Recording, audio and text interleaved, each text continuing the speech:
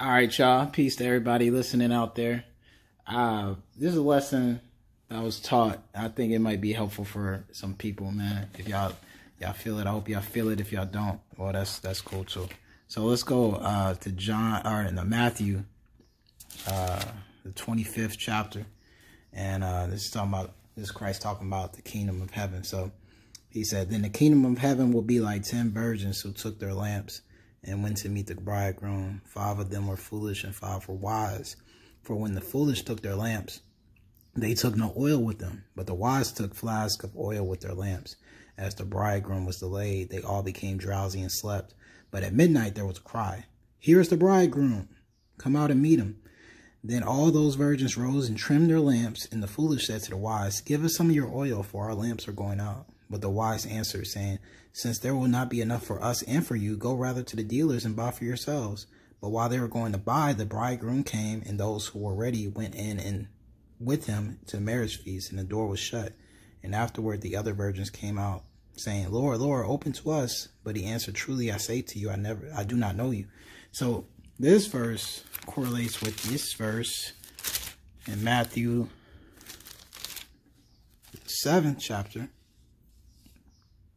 The 7th chapter, the 21st verse.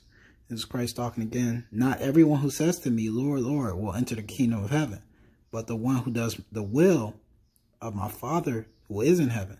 For on that day, many will say to me, 'Lord, Lord, did we not prophesy in your name, cast out demons in your name, and do many mighty works in your name?' And then he will declare to them, 'I never knew you. Depart from me, you workers of lawlessness.'"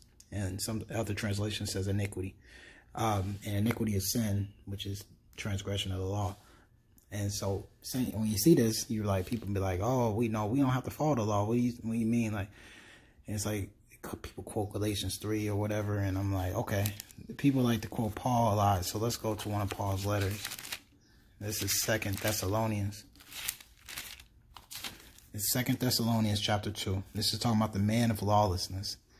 And it's verse 3 that start there. "Let no one deceive you in any way, for that day will not come unless the rebellion," or the falling away in other translations, "comes first, and the man of lawlessness," or iniquity, "is revealed, the sons of destruction, who opposes and exalts himself against every so-called God or object of worship, so that he takes his seat in the temple of God, proclaiming himself to be God.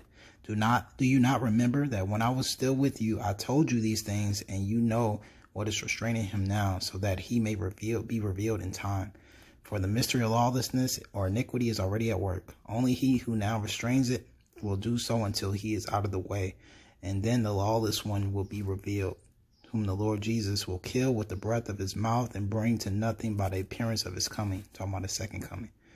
The coming of the lawless one is by the activity of Satan, with all powers, false signs, and wonders. So he's saying this lawless person has satanic powers, or he has powers from Satan, with the wicked deception for those who are perishing because they refuse to love the truth, so be saved. Therefore God sends them a strong delusion, so that they may believe what is false.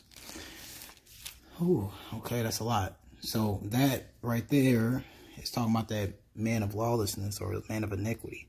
And I particularly, let's go to this first one. People read this one, I remember in commentaries reading that some Christian theologians will say this rebellion comes first, and they say, "Oh, this is the great apostasy, when people are going to turn from the Christian faith and go astray." And that's not what this is talking about. This is written in the first AD.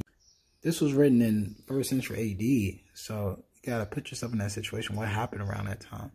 It was like the temple of Jerusalem was destroyed in 70 AD. So, and then a lot of the Jews at the time were dispersed around different parts of the globe. So it's like, this is what he's talking about. That falling away was the nation of Israel. And it was like the remaining part of Judah was gone. And then the man of lawlessness, like, who is that? And it's like, you got to think about who was the person that changed laws.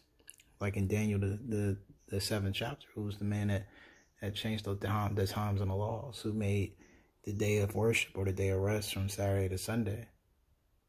What's the reason why we make the new year in January? Instead, the Bible says it's late March. And so you got to look that up, and you'll see who's the man of lawlessness. And that's already infiltrated a lot of days of worship and a lot of people of worship. But that's the great deception that a lot of people don't understand. So, that's it. Where we're going to go? Oh, yeah. Going back to Matthew, the chapter. So it's like when we talk about who are the 10 virgins. So it's like, 5 were foolish and 5 were wise. And this is the meaning of the parable. The 5 wise are the ones who studied the 5 first books of the Torah, which is Genesis, Exodus, Leviticus, Numbers, Deuteronomy, because that's the divine law. That's God's law of standards of living, how he decides it, not for how we decide it. And then the 5 foolish are the ones who say, we don't need to know that anymore. It's done away with. But it's like, this is something that's going to happen in the future. And it's a warning to get people prepared, because he says, you don't know the day nor the hour. So it's like, be watchful. So that's all I want to get through today, man. Hopefully y'all get something out of it, man. But take care, y'all. Peace.